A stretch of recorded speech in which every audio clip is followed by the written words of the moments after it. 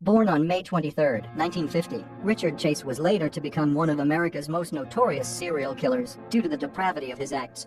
Earning the nickname Vampire of Sacramento, he terrorized California and drank the blood of his victims to satisfy a persistent delusion. Under the belief that Nazis were attempting to turn his blood into powder, and he drank blood to ward off this medical disaster. 1975, Richard Chase was briefly institutionalized and given a heavy treatment of psychotropic drugs. Even though he killed animals while in the institution, they shortly released him and ceased his treatment of anti-schizophrenic drugs. This led to a miasma of worse behavior. He neglected his health, developed an obsession with handguns, and was found more than once covered in blood and screaming somewhere in the neighborhood. In 1977, Chase fired his .22 into someone's kitchen.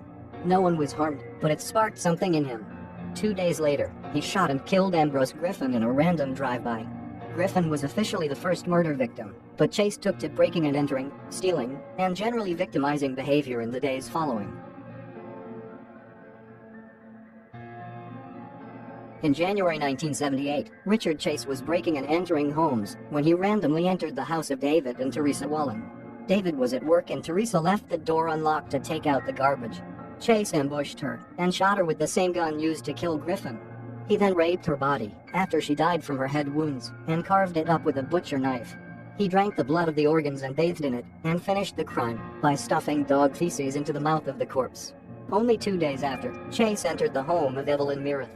She was babysitting her 2-year-old nephew David, her son Jason, and a neighbor named Dan Meredith was also in the house.